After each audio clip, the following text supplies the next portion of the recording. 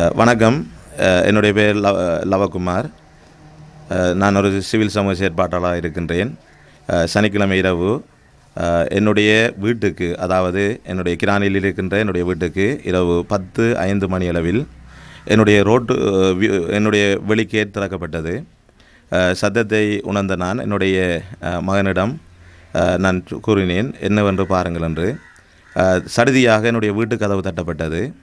கதவை தட்டிய பொழுது நான் உடனடியாக வெளியே வந்து யார் வருகிறார் என்று பார்த்த பொழுது அந்த இடத்திலே வந்த போலீஸார் ஒரு கதையுமின்றி இவ்வண்ணமாக பேசினார்கள்.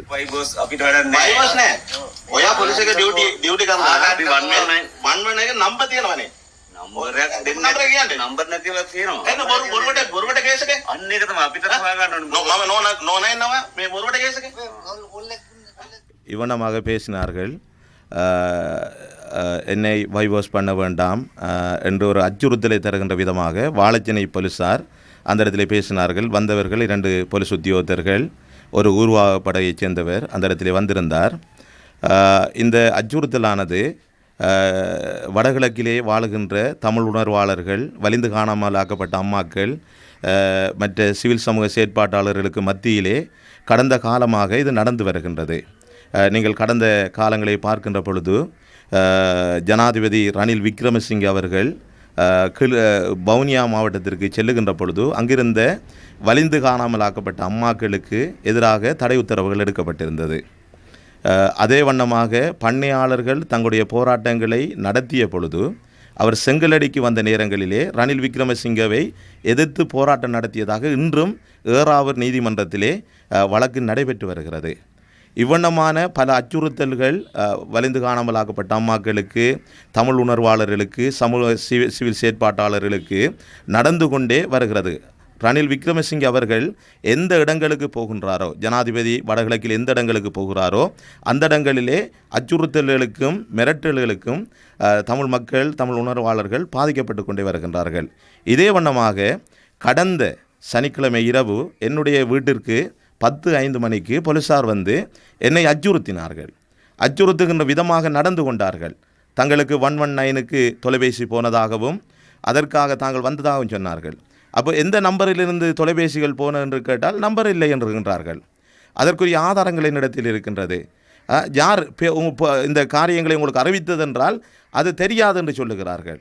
இவ்வண்ணமாக போலித்தனமான வார்த்தைகளை பயன்படுத்துகிற, சட்ட ஒழுங்கை மீறுகிற செயற்பாட்டிலே போலீஸார் நடந்து கொண்டிருக்கின்றார்கள். இன்று தமிழ் மக்களாகிய நாம் ஒரு விடயத்தை நாம் உணர்ந்து கொள்ள வேண்டும். இந்த ஜனாதிபதி தேர்தல் நடக்கின்ற இந்த காலங்களிலே எங்களை போன்ற சிவில் சமூக செயற்பாட்டாளர்கள், சமூக பற்றாளர்கள், வலிந்து காணாமல்பட்ட அம்மாக்கள், ஒவ்வொரு தேசிய நிலப்பரப்பிலே பயணம் போகின்ற ஒவ்வொருவரும் அச்சுறுத்தலுக்கு உள்ளாக்கப்பட்டு நடத்தப்பட்டு கொண்டிருக்கின்றார்கள். இந்த காலங்களிலே ஒரு விடயத்தை நான் சொல்லுகின்றேன். இன்றைய நாளிலே என்னுடைய வீட்டிலே வந்து எனக்கு ஒரு அச்சுறுத்தலையும் எனக்கு ஒரு மிரட்டலையும் இவர்கள் தருகின்றார்கள் என்றால் நாளைக்கு இது உங்களுடைய வீட்டிலே நடக்கப் போகின்றது. இந்த விடயங்களை நாங்கள் மிகவும் கருத்திலே கொள்ள வேண்டியவர்களாக இருக்கின்றோம். ஏனென்றால் இந்த காலங்களிலே நாங்கள் ஒரு விடயத்தை நாங்கள் யோசிக்க வேண்டும். எங்களுடைய தமிழ் தேசிய நிலப்பரப்பிலே பிறந்து தமிழ் தேசிய நிலப்பரப்பிலே இன்று பொது வேட்பாளராக நிறுத்தப்பட்டிருக்கின்ற, சங்கு சின்னத்திலே போட்டியிடுகின்ற அரியநேந்திரம் ஐயாவை நாங்கள் ஆதரிக்க வேண்டும். ஏனென்றால் அவர் வெல்லுகின்றாரோ தோற்கின்றாரோ இல்லை. நாங்கள் ஏன் ஆதரிக்க வேண்டுமென்றால் எங்களுடைய தமிழ் மக்களாகிய எங்களுடைய உணர்வுகளை சர்வதேச நாடுகளுக்கு நாங்கள் காட்ட வேண்டும். தமிழர்கள் எங்களுடைய நிலப்பரப்பிலே எங்களுடைய தமிழர்களை நாங்கள் ஆதரிக்கின்றோம் என்ற அந்த ஆதரவை நாங்கள் காட்ட வேண்டிய கட்டாய கடமைப்பாடு நம் ஒவ்வொருவருக்கும் இருக்கின்றது. ஏனென்றால் சிங்கள பேரினவாத அரசுக்குள்ளே வருகின்ற எந்த மனிதராவது, எந்த ஜனாதிபதியாவது வென்றால் எங்களுக்கு ஒரு விடிவோ எங்களுக்கு ஒரு தீர்வோ வரப்போகின்றது இல்லை என்பது இரவு எனக்கு நடந்த சம்பவமே ஒரு எடுத்துக்காட்டாக இருக்கின்றது. இரவு சாதாரணமாக எந்த ஒரு அரசியல் நடவடிக்கையிலோ எந்த ஒரு காரியத்தில் ஈடுபடாத என்னுடைய வீட்டுக்கு வந்து போலீஸார் என்னை அச்சுறுத்துகிறார்கள். வாழைச்சேனை போலீஸார் அச்சுறுத்துகிறார்கள்.